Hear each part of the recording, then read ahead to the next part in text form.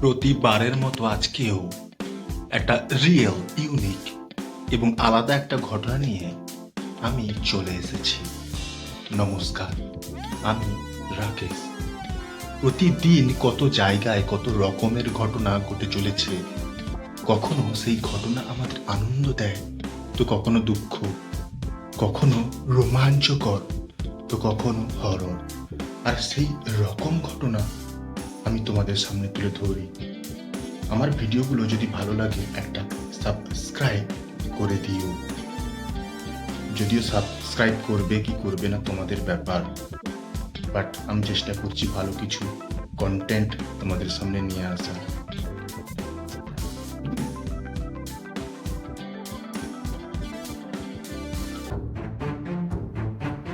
এই ঘটনাটা এক প্রত্যন্ত গ্রাম, যার নাম রতনপুর। রতনপুরের এই ঘটনা।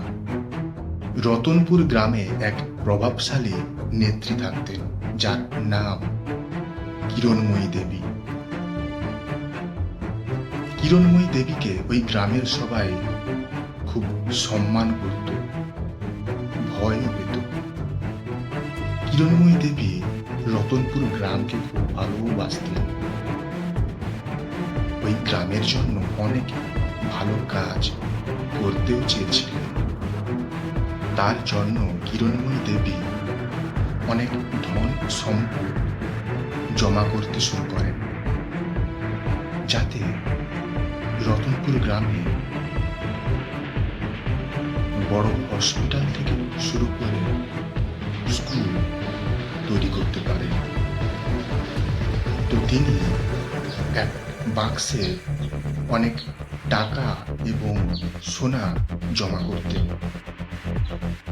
একদিন কিরণময়ী দেবী অ্যাক্সিডেন্টে মারা যান। কিরণময়ী দেবীর মৃত্যুর পর ওই গ্রামে তিন বন্ধু, যাদের নাম রাহুল, অমিত এবং সৌভিক, তিনজন প্ল্যান করে কিরণময়ী দেবীর বাড়িতে গিয়ে ধন সম্পদ নিয়ে আসবে চুরি করে। ওরা তিনজন খুব দুষ্টু, সাথে সাহসীও ছিল।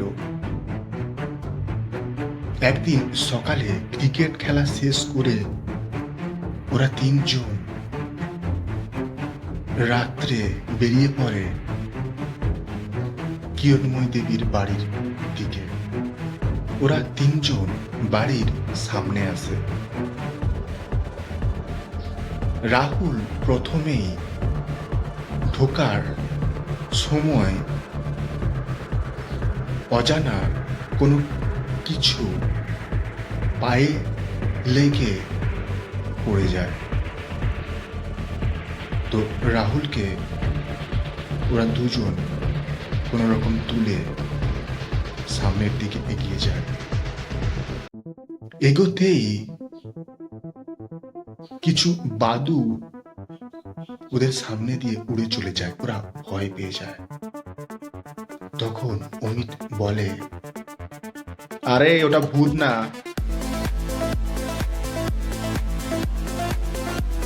এবং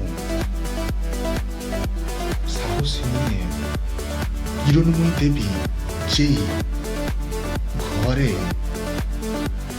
ধন সম্পদের বাক্স রেখেছিল ওইখানে যায়।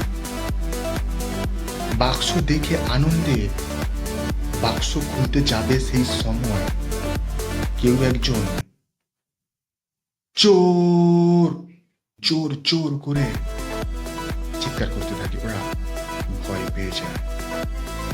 ওরা ভাবে হয়তো ভূত। কিছুক্ষণ পর জানতে পারে কিরণময়ী দেবীর বাড়িতে যে দারোয়ান ছিল, যার নাম গোপাল, ওই গোপাল কাকুই চিৎকার করছে।